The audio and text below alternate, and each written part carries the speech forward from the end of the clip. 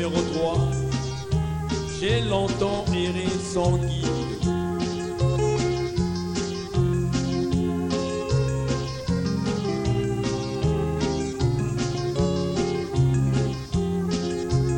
J'ai longtemps erré sans guide, altéré de vrai bonheur. Mais hélas, mon cœur avide ne trouvait que la douleur. Où sera la main puissante qui pourra par son effort m'arrêter sur cette pente où déjà je vois la mort.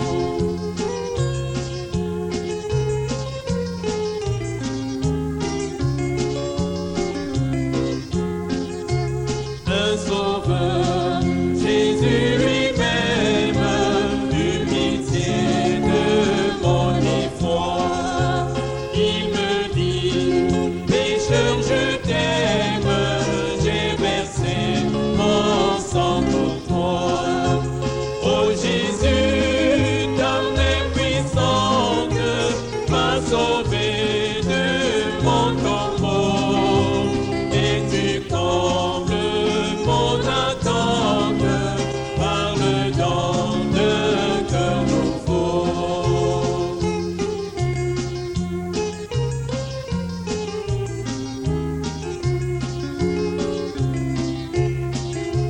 J'ai saisi cette assurance, ce pardon qu'il m'apportait.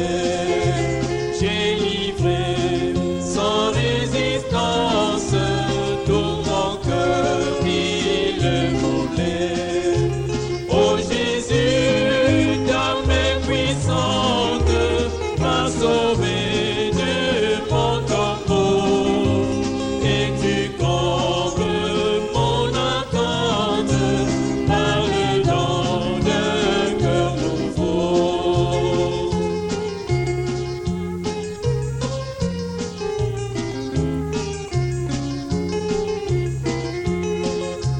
Dans mon cœur impur, infirme, je reçus le Saint-Esprit, et ce sceau divin m'affirme que je suis à Jésus-Christ. Oh Jésus, ta main puissante m'a sauvé de mon tombeau, et tu combles mon attente par le don d'un cœur nouveau.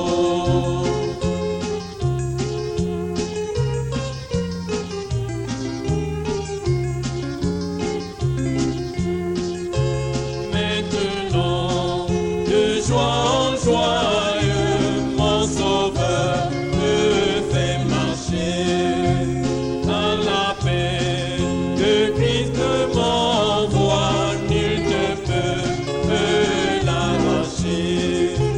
À ce Jésus qui me donne et sa paix et son amour, à Jésus je m'abandonne désormais et sans le doute. À ce Jésus qui me donne et sa paix et son amour, à Jésus je m'abandonne désormais et sans le doute.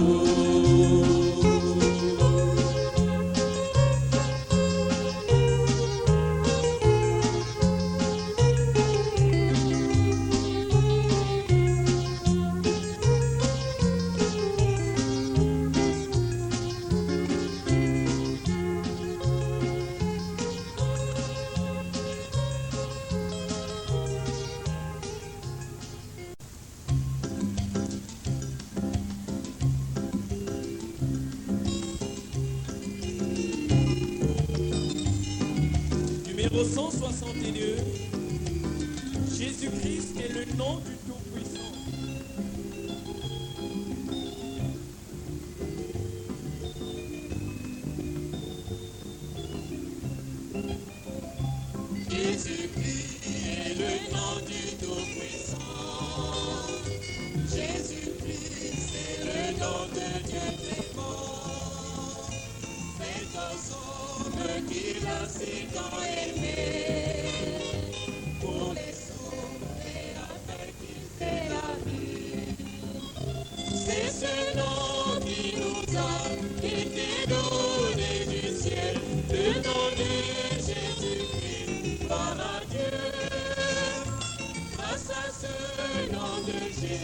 qui nous sauve vainqueurs. Nous chantons Alléluia, merci Seigneur.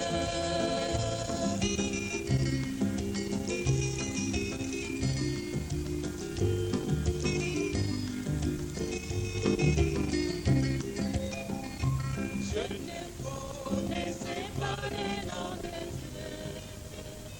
J'adorais les dieux qui n'ont pas de vie. Maintenant, celui qui nous a créés, je le connais, il s'appelle Jésus. C'est lui-même qui s'élève, c'est le Fils, la parole. Par lui toutes choses ont été créées.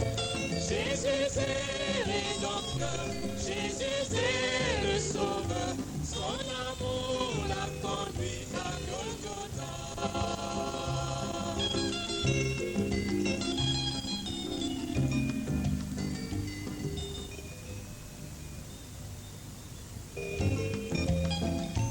Longtemps j'ai invoqué ces dieux étrangers, les louons et les glorifiant toujours.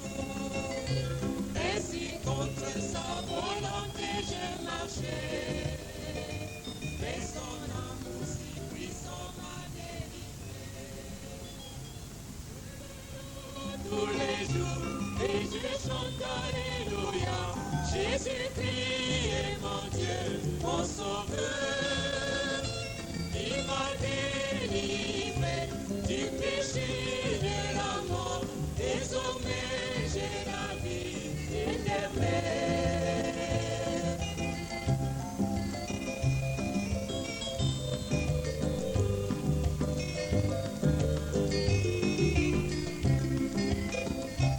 Jésus c'est le temps pour qui est toujours contre les traits enflammés du malin. Il me conduit dans les mers son bâton, ça roulait comme la suie. Je regarde là-haut, il est toujours présent. Il me dit, mon enfant, ne crains point. C'est lui qui est le grand roc, c'est lui la forteresse. Le secours me vient toujours de lui.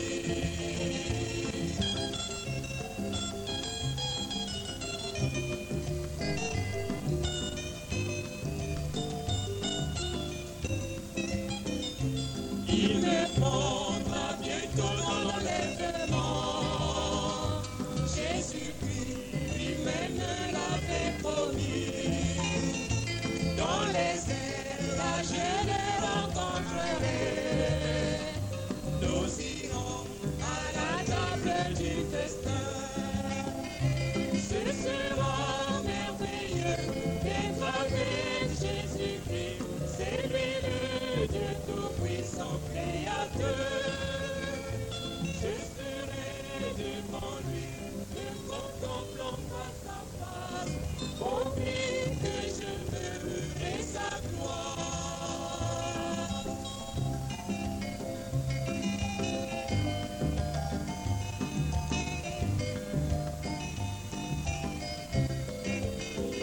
Nous le glorifierons dans l'éternité.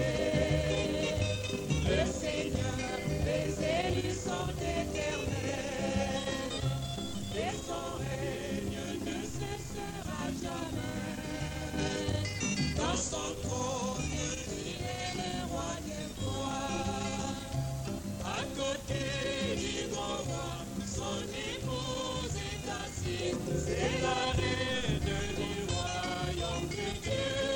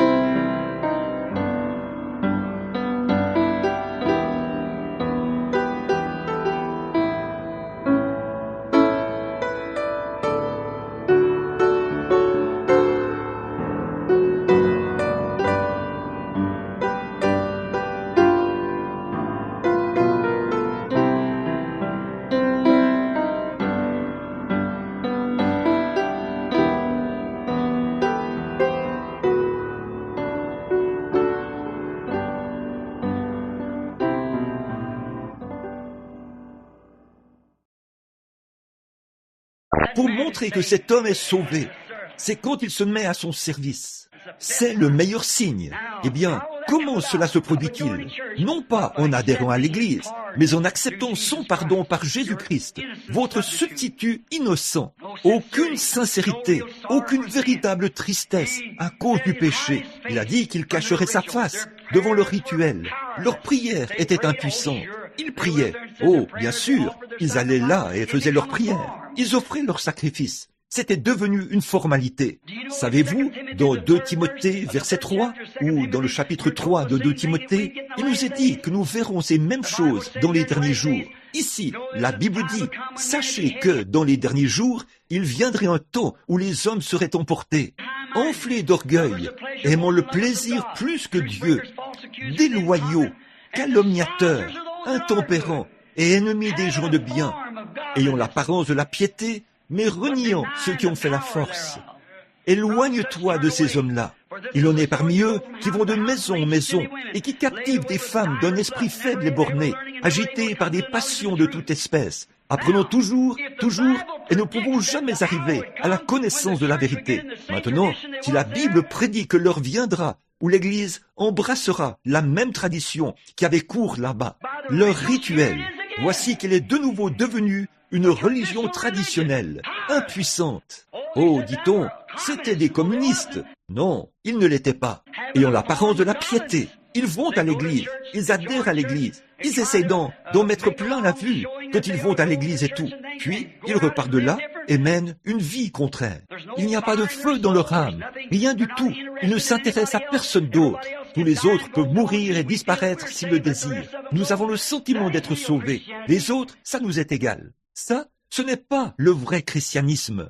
Le christianisme, c'est d'aller à la recherche des perdus, d'aller chercher ce frère, de faire quelque chose à ce sujet. Pourrons-nous rester les bras croisés, même si nous prétendons être sauvés, et regarder des hommes et des femmes qui se meurent partout?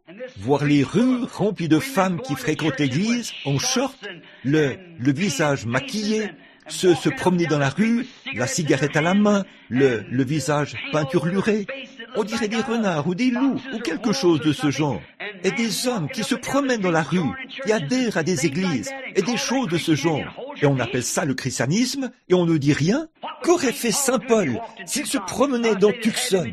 Eh bien, je pense qu'on le jetterait en prison avant demain matin. C'est vrai. Pourquoi? Son âme brûlerait d'ardeur pour Dieu, au point où il ne pourrait pas s'empêcher de le faire.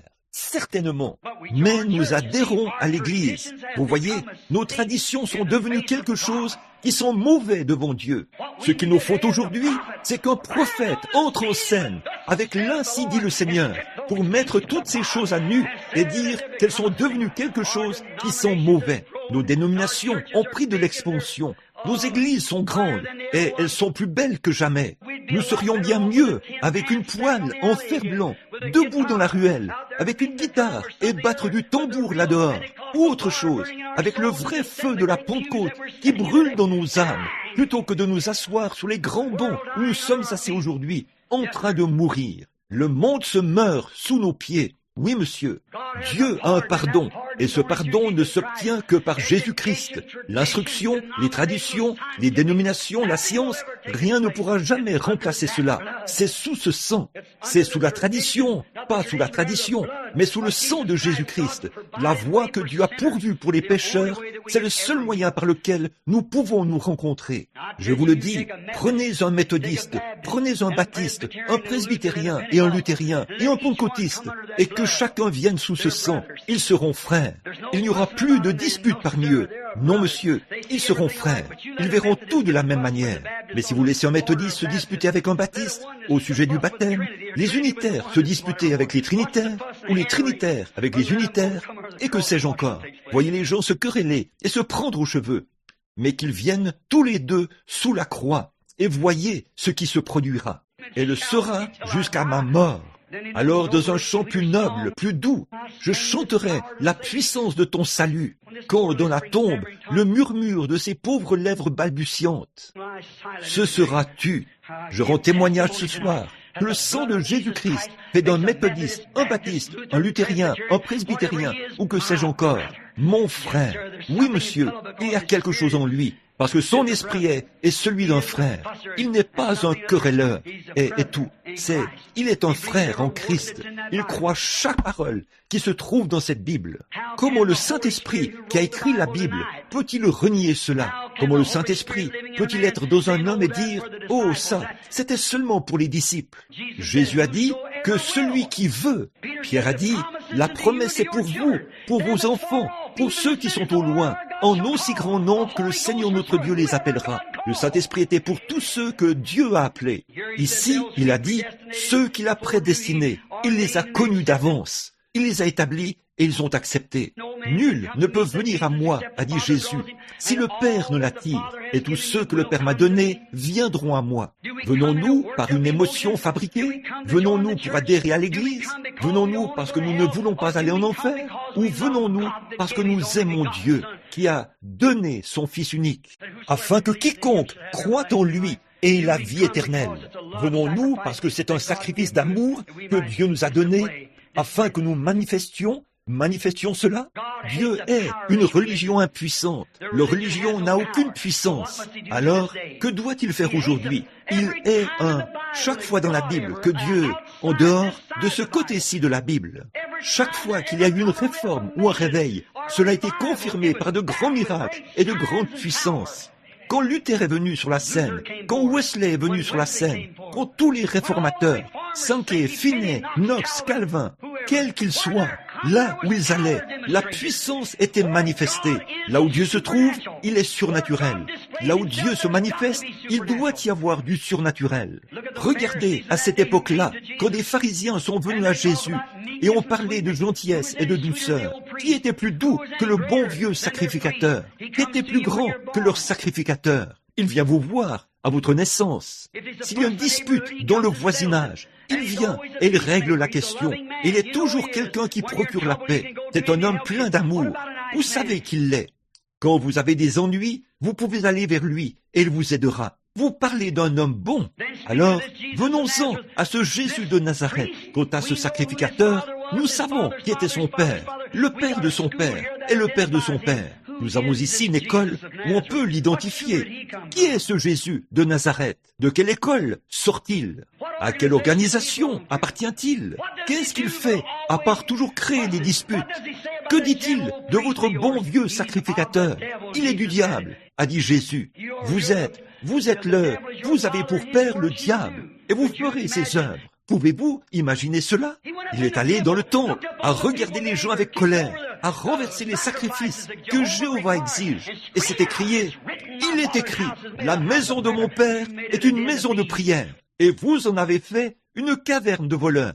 Que ferait-il aujourd'hui s'il venait dans nos églises modernes? D'autres tables seraient renversées, d'autres bancs seraient renversés, car il les mettrait en pièces. C'est vrai, ce serait la même chose. Ne voyez-vous pas? Jésus est très scripturaire. Il était la parole.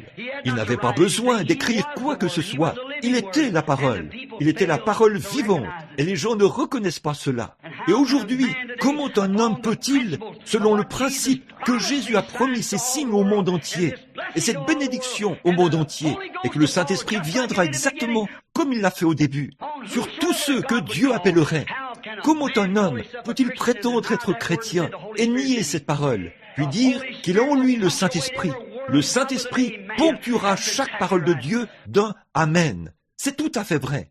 Oh frères, nos systèmes d'éducation nous en ont éloignés et nos dénominations nous ont séparés les uns des autres et de Christ. Mais quoi? Elles continueront de faire cela. Et si vous prenez un substitut ou quoi que ce soit d'autre, ce n'est rien d'autre que des feuilles de figuier, encore une fois. Dieu rejette cela. Mais quand l'Église vient sous le sang de Jésus-Christ, avec le signe du Saint-Esprit sur les gens, alors vous verrez de nouveau la communion entre les frères. Vous verrez une église remplie de puissance. Vous le verrez. Dieu est une religion impuissante. Il faut qu'il y ait de la puissance. Certainement, c'est la puissance qui sauve l'homme du péché. C'est la puissance qui peut accomplir des signes, des prodiges et des miracles, comme Jésus-Christ l'a promis. À l'époque, les gens se sont dirigés droit vers la parole de Dieu. Ils y ont cru. Ils ont touché la cible. Dirigez-vous de la même manière. Droit vers la parole de Dieu, vous toucherez de nouveau la cible. Certainement, parce qu'il est le même hier, aujourd'hui et éternellement. Dieu n'aime pas une religion impuissante. Dieu ne veut pas de ça. Dieu veut agir. Dieu veut montrer qu'il est vivant. Notre espérance même, c'est la résurrection. Pas vrai? Notre espérance de vie, c'est la résurrection de Jésus-Christ. Vous voyez, Dieu veut agir dans son Église. Jésus a dit, « Je serai toujours avec vous, même jusqu'à la fin du monde. Les œuvres que je fais, vous les ferez aussi. » Jean 12, 14. Vous ferez aussi les œuvres que je fais. Vous en ferez même plus, car je m'en vais au Père. Maintenant, l'Église essaye de nier cela. Elle cherche le moyen d'avoir plus de membres, d'être plus populaire. Maintenant, je veux vous demander quelque chose. Dieu cherche à agir dans son Église, et l'Église essaie d'agir par le credo. Et les deux ne peuvent pas marcher ensemble. Vous devez vous débarrasser des credos et faire entrer Christ. Et comment est-ce possible? Quand il voit le sang, quand le sang est appliqué d'un cœur sincère, la main posée sur Jésus-Christ, avec un cœur fidèle devant Dieu, pour confesser ses torts et naître du Saint-Esprit, alors les œuvres de Dieu vous accompagneront, comme il l'a dit. Oui, l'Église veut agir par ses credos pour voir combien de membres elle peut avoir. Dieu veut agir par la puissance du sang pour que les chrétiens naissent de nouveau. C'est exactement ça qui fait la différence. On doit rejeter, pour faire cela, on doit rejeter le Saint-Esprit et sa puissance agissante pour accepter un credo. Si on veut être un chrétien, on doit voir la vérité avant de pouvoir accepter une erreur. On doit passer outre la promesse de Dieu pour pouvoir accepter une erreur. En effet, il y a une lumière rouge qui clignote tout le temps devant vous. Voici la parole. Vous dites, eh bien, ça, c'était pour un autre jour. C'est pour aujourd'hui, parce que Christ est la parole. Pas vrai? Jean 1. Au commencement était la parole, et la parole était avec Dieu, et la parole était Dieu. Et la parole a été faite chair, et elle a habité parmi nous. Et la Bible dit, il est le même hier, aujourd'hui et éternellement. Donc, si Christ est la parole, chaque promesse est vraie, et c'est la même chose, hier, aujourd'hui et éternellement. Forcément, il faut une foi née de nouveau pour croire cela et le faire agir. En fait, c'est impossible d'y arriver par les traditions. Ça ne marchera pas. Il faut passer par le sang. C'est sûr et certain. Après qu'Ésaïe a dit à Israël que par leur tradition, ils avaient souillé leur substitut, un autre prophète est apparu. Avant de terminer, un autre grand prophète est entré en scène. C'était Jean qui baptisait. Bon, il les a dirigés vers un agneau qui ferait l'affaire, non seulement pour Israël, mais pour toute la race déchue d'Adam. Il a dit Dieu allait envoyer un agneau, et cet agneau serait pour les gens des nations, pour les Juifs, et pour tous ceux qui viendraient. Il n'a pas fallu longtemps pour que l'agneau soit cloué à la croix de son autel. Son sang a été versé. Le Saint-Esprit est revenu. Or, quand le vieil animal, l'agneau, mourait, l'esprit de l'animal ne pouvait pas revenir. Alors ce sang n'était appliqué qu'à une seule nation. Mais maintenant, pour toute la race d'Adam, le sang de l'agneau de Dieu a été versé. Le signe est revenu sous la forme du Saint-Esprit pour venir sur l'adorateur. Or, c'est ce que Dieu exige. C'est ce qu'ils ont fait ce jour-là. Et c'est ce qu'ils font aujourd'hui. Maintenant, s'il y en a qui ressentent le poids du péché, si vous savez que vous êtes dans l'erreur, écoutez, le pardon est disponible. Et ce pardon, c'est par l'agneau de Dieu. Croyez-vous cela? C'est par l'agneau, par le sang de l'agneau. Une fois, on m'a raconté une petite histoire. Ça m'a beaucoup aidé. Au début, dans les premiers jours, un garçon avait été enlevé. Je suppose que vous avez tous étudié l'histoire de la Bible, que vous avez tous étudié l'histoire de l'Église. Et donc, je crois que c'était Fox. Non, ce n'était pas ça. C'était les pères de Nicée, ou la vie de Saint Patrick.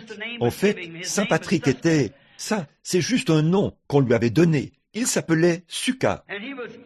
Il avait été enlevé par une bande de pirates et on l'avait engagé comme éleveur de porcs. Et l'histoire raconte que ce gamin avait été enlevé et emmené à bord d'un bateau. Et il s'efforçait de travailler. Et un jour, le vieux capitaine est tombé malade. Il était sur le point de mourir. Ce vieil homme à la barbe grise était tellement malade, là-bas en mer. Il était couché dans sa cabine et il a appelé ses matelots, ses hommes d'équipage. Il a dit, « Quelqu'un parmi vous a-t-il une Bible ?» Il a dit, « Quand j'étais tout petit, j'ai été élevé par des chrétiens. » Et il a ajouté, « Je me meurs. Et les gars, je ne veux pas mourir dans cet état. » Il a dit, « Avez-vous la parole de Dieu ? Y a-t-il ici parmi vous quelqu'un qui a la parole de Dieu ?» Finalement, tout au fond du groupe d'hommes, un petit garçon s'est levé et a dit, « Monsieur, j'ai une Bible, je suis chrétien, je l'ai toujours avec moi. » Il a dit, « Approche, fiston. » Il a dit, « Tu veux dire que tu as toujours une Bible avec toi ?» Il a dit, « Oui. » Il a dit, « Ma mère et mon père étaient chrétiens et j'ai donné ma vie à Christ quand je n'étais qu'un tout petit garçon et j'emporte sa parole avec moi partout où je vais. » Il a dit, « Je la serre contre mon cœur et elle a toujours été dans mon cœur. » Il a dit, « Fiston, lis-moi quelque chose là-dedans avant que je meure. » Et le petit garçon a pris Ésaïe 53, 5.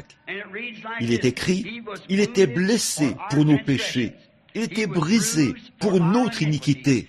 Le châtiment qui nous donne la paix est tombé sur lui, et c'est par ses meurtrissures que nous sommes guéris. » Et quand il a dit ça, le vieux capitaine a dit, « Peux-tu continuer à lire ?» Le petit garçon a dit, « Puis-je faire un commentaire ici ?» Et le vieux capitaine a répondu au gamin, il a dit, « Vas-y. » Il a dit, « Ma mère chrétienne, avant qu'on m'enlève d'auprès d'elle, disait, vous savez, elle me lisait régulièrement ce passage de l'Écriture. Savez-vous comment elle le lisait ?» Et le vieux capitaine a dit, « Non, fiston, j'aimerais entendre la manière dont ta mère chrétienne le lisait. » Elle disait, il a dit, « Voici comment elle le lisait. Il était blessé pour les péchés de Willie Pruitt. Il était brisé pour l'iniquité de Willie Pruitt. Le châtiment de Willie Pruitt était tombé sur lui, et c'est par ses meurtrissures que Willie Pruitt a été guéri. » Le vieux capitaine a dit, « J'aime ça, j'aime ça. » Il a dit, « Oh, si seulement on pouvait y lire mon nom. » Il a dit, « Penses-tu que tu pourrais le faire, fiston ?» Il a dit, « Je vais essayer. » Il a dit, « Il était blessé pour les péchés de John Quartz. Il était brisé pour l'iniquité de John Quartz. Le châtiment qui donne la paix à John Quartz était tombé sur lui. Et c'est par ses meurtrissures que John Quartz a été guéri. » Des larmes coulant sur sa barbe, il a dit, « Apportez-moi mes vêtements. Jésus-Christ m'a guéri. Je lui donne ma vie. » Voyez ? Oh, mon ami, si seulement vous pouvez lire votre nom là-dedans. Oh, si je peux lire mon nom. Il était blessé pour les péchés de William Branham.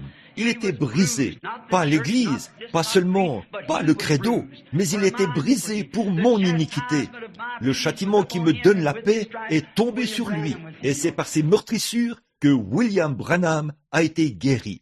Oh, si seulement nous pouvons lire notre nom dans l'Écriture, et que nous sommes vraiment sérieux, c'est ce qui produit cela. Lire notre nom produit l'acceptation, le pardon, car c'est là que nous nous rendons compte qu'il était blessé pour nos péchés, il était brisé pour notre iniquité.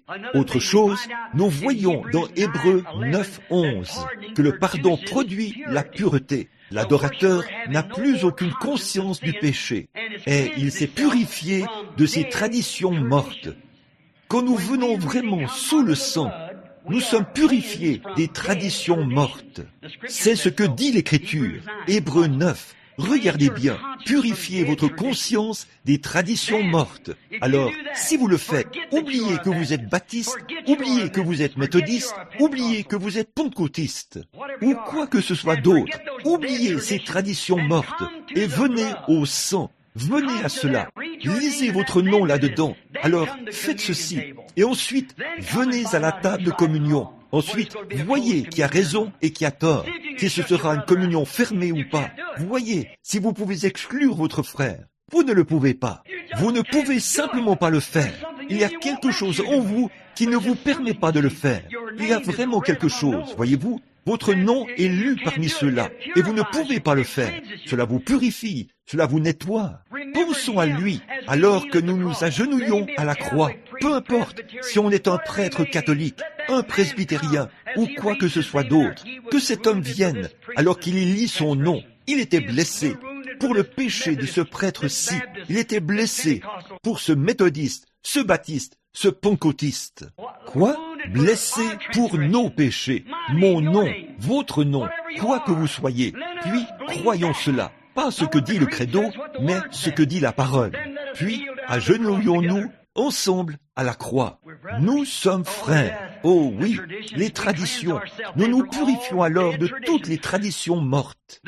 Il pourrait y avoir 40 surveillants généraux, y avoir 40 souverains sacrificateurs, y avoir des cardinaux, des évêques, des papes et tout, qui hurlent « Sortez de là ! Ne vous souillez pas !» Mais vous, frères, vous avez vos bras autour de votre frère. Il y a quelque chose de réel. Vous avez le pardon sous la même expiation qui lui procure à lui aussi le pardon. Vous êtes frères, et cela vous lie plus fortement qu'un frère. Il y a là quelque chose qui vous rapproche si près de Dieu. Et quand vous vous rapprochez de Dieu, vous vous rapprochez l'un de l'autre. Comment pouvez-vous haïr votre frère que vous voyez ou le mépriser et dire que vous aimez Dieu que vous ne voyez pas? Vous devenez un menteur et la vérité n'est pas en vous. Mais quand nous arrivons là où le sang de Jésus-Christ nous purifie de tout péché, alors nous sommes frères. Donc, cela ne fait plus de différence pour nous. Les vieilles étiquettes que nous avons collées sur nous ne signifient plus rien du tout. Je me souviens quand j'ai passé le portail l'autre jour et que je parlais à l'un des frères, assis ici, du temps où je faisais le rassemblement du bétail. Quand le bétail passait là-bas, l'inspecteur marquait le bétail au cours du rassemblement du printemps. Et il regardait attentivement, jamais une heure. Les bêtes portaient toutes sortes de marques, mais il ne prêtait pas attention à la marque. Ce qu'il cherchait à voir, c'était l'étiquette du sang. Il fallait que ce soit une Hereford de race pure. Sinon, elle ne pouvait pas entrer dans la forêt d'Arapaho, car l'association Hereford faisait paître à cet endroit-là. Il fallait que ce soit une Hereford de race pure. Je pense qu'il en sera de même au temps de la fin. Il ne dira pas « Êtes-vous méthodiste ? Étiez-vous baptiste ?» C'est la grande question aujourd'hui. Qu'êtes-vous ? Êtes-vous méthodiste ? Baptiste? J'ai dit non. Qu'êtes-vous? Un presbytérien? Un luthérien? Un nazaréen? Un pentecôtiste? Non. Qu'êtes-vous? Un chrétien. Un chrétien. L'étiquette du sang. Vous voyez, sous le sang. Cela signifie que chaque frère, chaque sœur qui est sous ce sang est mon frère, ma sœur.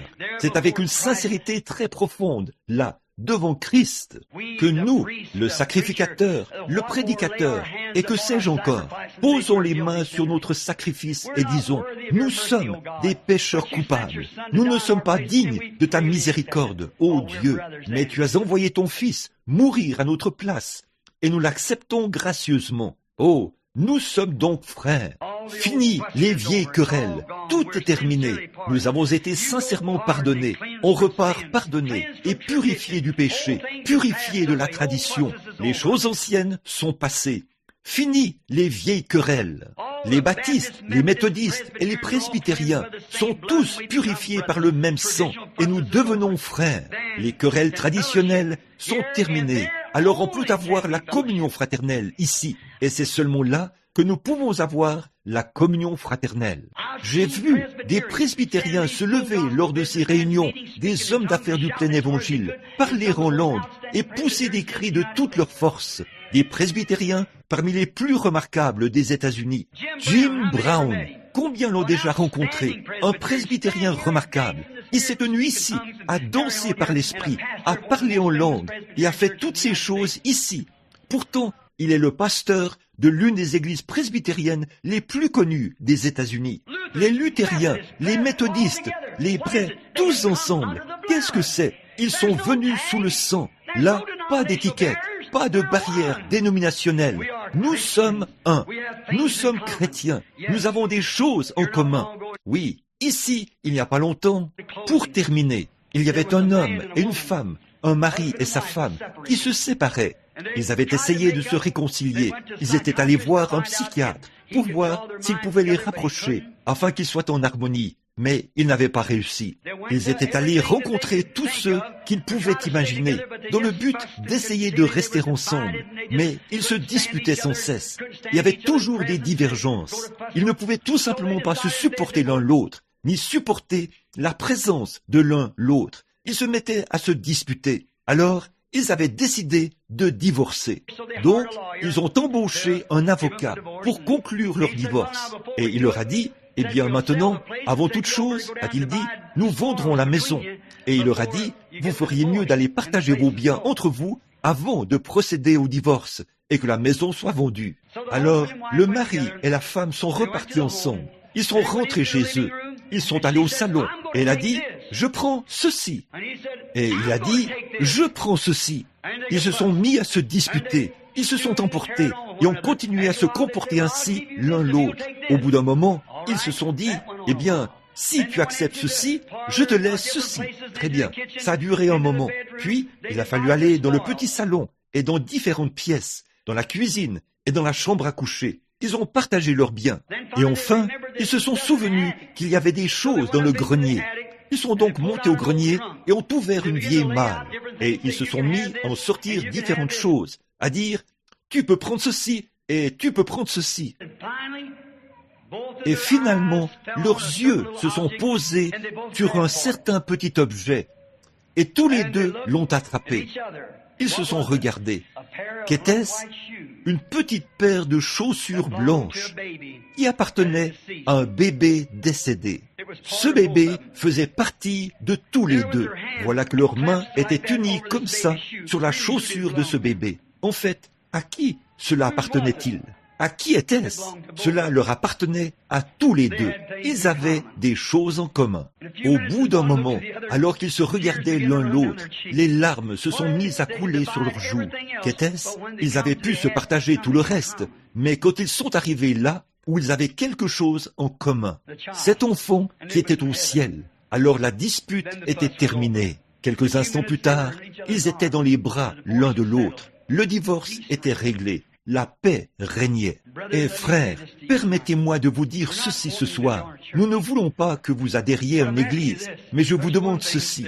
Il y a une chose que nous avons en commun, c'est Jésus-Christ. Nous l'avons en commun parmi nous. Nous ne pouvons pas tous être baptistes. Nous ne pouvons pas tous être méthodistes. Nous ne pouvons pas tous être unitaires ou trinitaires ou quoi que ce soit d'autre. Nous ne pouvons pas être cela. Mais il y a une chose que nous avons en commun. C'est l'offre de pardon de Dieu, son Fils, Jésus-Christ. En lui, nous avons toutes choses, mais c'est la première chose que nous devons accepter. Par la suite, nous pouvons obtenir d'autres choses quand nous acceptons le pardon que Dieu nous a offert. Et ce ne sera pas par notre système d'instruction ou par notre système dénominationnel, mais par le sang de Jésus-Christ. Nous pouvons tous nous rencontrer là, sous la croix, être un et avoir des choses en commun. Croyez-vous cela? Courbons la tête un instant alors que nous prions.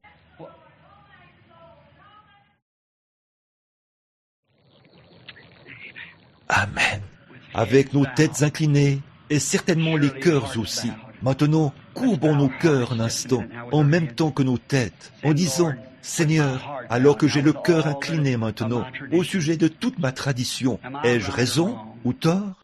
Puisse le Saint-Esprit sonder le cœur maintenant, et si ce n'est pas exactement là où ça devrait être, et que vous aimeriez qu'on pense à vous dans la prière à la fin, que vous savez que nous pourrons tous nous rencontrer sous une seule chose, le sang, l'expiation. Et quand nous faisons cela, alors nous sommes purifiés de toutes les choses du monde. Et si vous aimeriez qu'on se souvienne de vous dans la prière, voulez-vous le faire savoir en levant la main vers Dieu? Disons, sous, que Dieu vous bénisse. Oh là là, que demain, souviens-toi de moi, ô Seigneur. Vous rendez-vous compte que nous n'avons plus beaucoup de jours pour nous promener sur cette terre? Vous dites, eh bien, je suis jeune, je ne sais pas, ma sœur, mon frère, il y aura beaucoup d'adolescents qui mourront ce soir, partout dans le monde, des centaines d'entre eux. Non, tout ce que vous avez, c'est le souffle qui est en vous. Voulez-vous, en ce moment, dire, la main levée, Seigneur Dieu, j'accepte le pardon que tu as offert, le sang de Jésus-Christ. Fais maintenant que le signe de ce sang, le Saint-Esprit, vienne maintenant sur moi. Je n'ai pas reçu le Saint-Esprit, je le sais, et je veux recevoir ce quelque chose qui fera en sorte que je ressente ce dont tu parles, que tous mes péchés sont partis, et que le monde, l'amour du monde m'a quitté, que je suis une nouvelle créature. Je veux reconnaître cela dans mon cœur. Et, ô Dieu, je ne lève pas la main vers frère Branham, mais je la lève vers toi. Et tu connais mon cœur. Que personne ne lève les yeux, que ce soit Dieu, lui seul, qui voit ceci. Et dites, ô Dieu, je veux le signe, que le sang a été appliqué sur moi. Je le veux. Levez la main pour dire, priez pour moi, frère Branham. Que le Seigneur vous bénisse. C'est bien. Peu importe ce que vous êtes, méthodiste, baptiste, presbytérien, c'est pour celui qui veut. Maintenant, je ne dis rien contre ces églises. Elles sont très bien. Mais ce que j'essaie de dire, c'est que ça ne vous sauvera pas. Vous voyez? Il faut que ce soit le pardon de Dieu. La grâce du pardon. C'est seulement représenté, non pas par une église, mais par le sang de Jésus-Christ.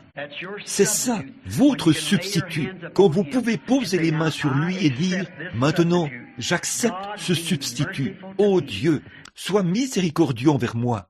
Et peut-être qu'il y a ici des membres d'église qui ont adhéré à l'église en toute sincérité. Je crois de tout mon cœur que vous y avez adhéré avec sincérité. Mais vous dites, frère Branham, en réalité, mon cœur n'a pas été purifié de toutes ces traditions et ces choses. Je crois que si quelqu'un parlait contre l'Église même si la Bible me disait, même si on me prouvait par la Bible que mon Église est dans l'erreur, je ne l'accepterais quand même pas de tout mon cœur. Je ne le pourrais pas. Pourtant, je veux bien. Priez pour moi. Voulez-vous lever la main pour dire, priez, je le ferai. Oui, je le ferai certainement. Que Dieu vous bénisse. C'est bien, c'est très bien.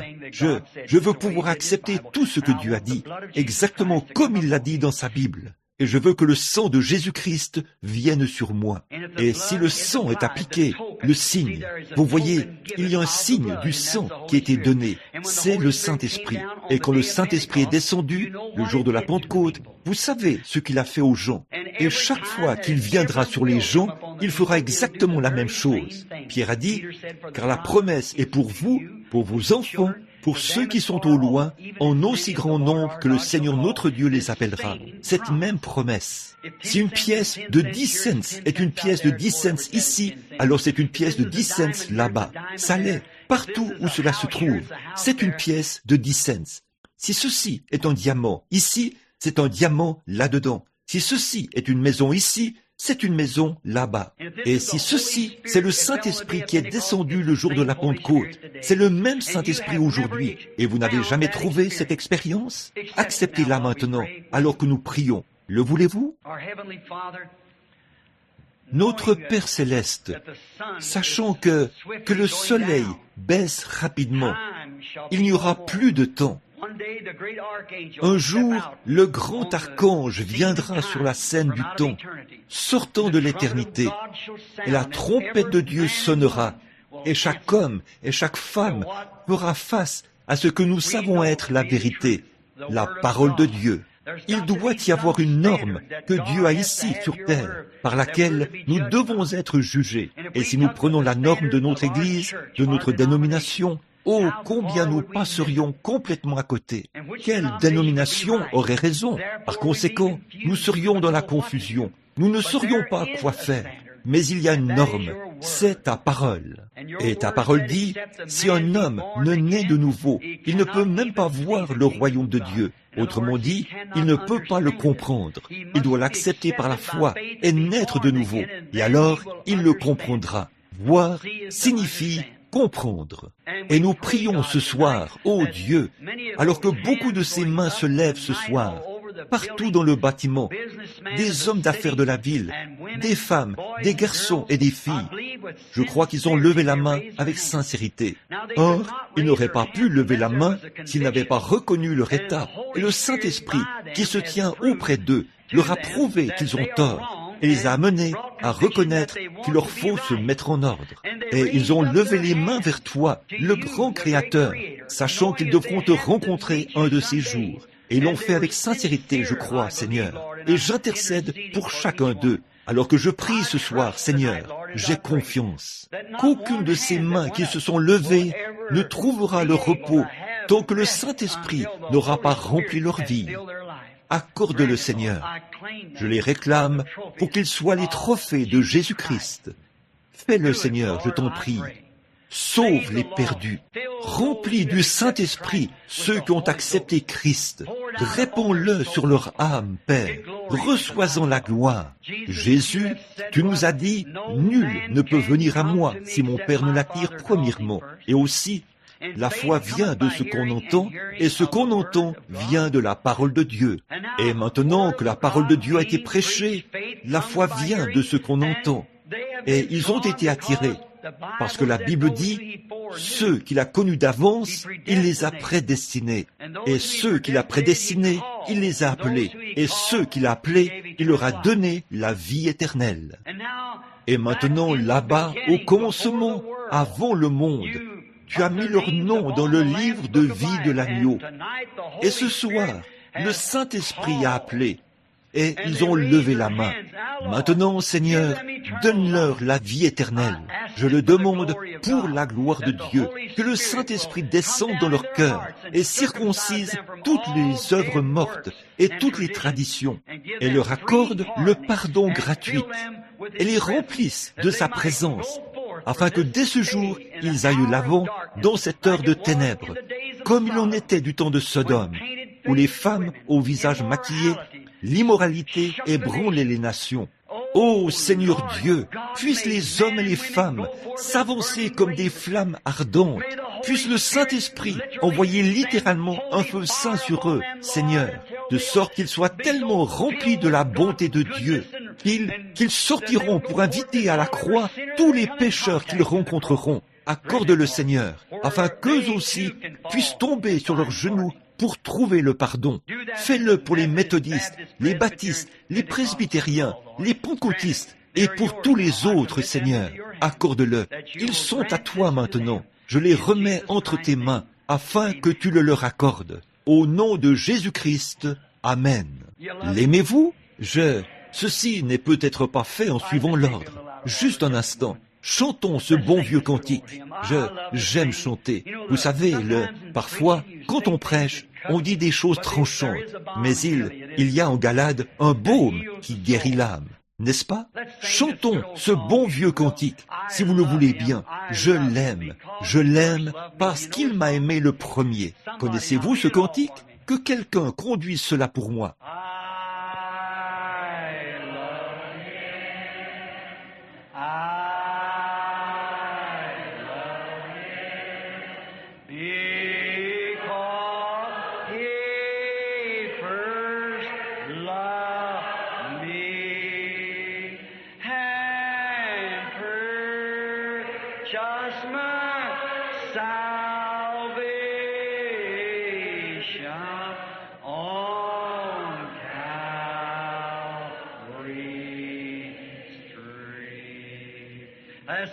Fredonnons-le. Maintenant, pendant que vous fredonnez, je l'aime. Combien y a-t-il de baptistes ici? Levez la main. Les presbytériens, les luthériens, les nazaréens, les pèlerins de la sainteté, les pentecôtistes. Voilà. Oh, regardez tout ce monde, tous ensemble.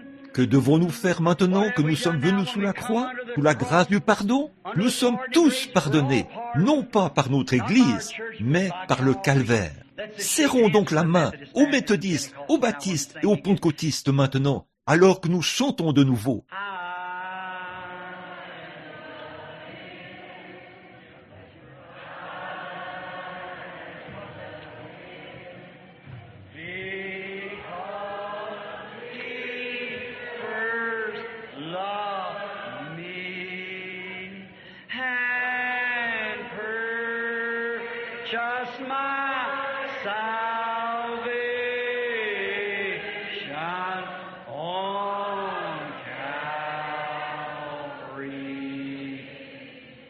Maintenant, nous allons le chanter de sorte que chacun puisse l'entendre.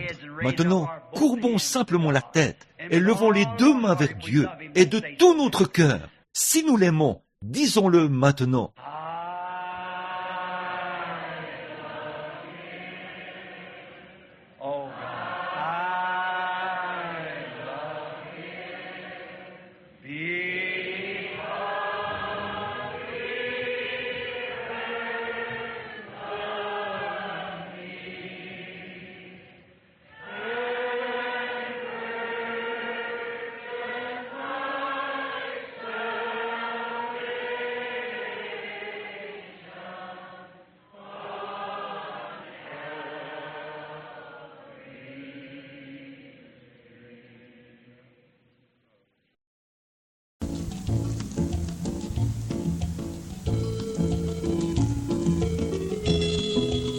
numéro 155. Jésus-Christ m'a libéré.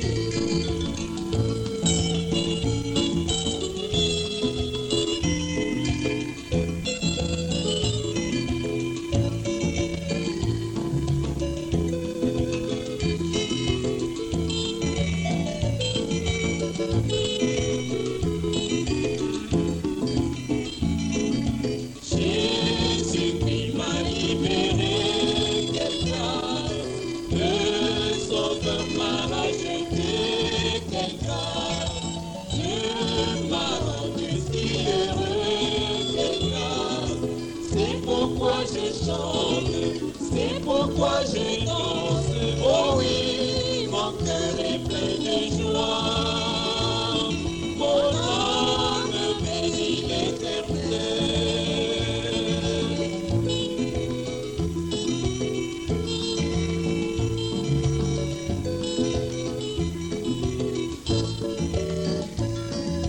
Dans son amour, Jésus m'a donné sa vie qui ne finira jamais. Dès qu'on est le Dieu du Seigneur, Jésus qui mourut là-bas au mont Calvaire, c'est là qu'il versa la rançon. Jésus, le parent rédempteur.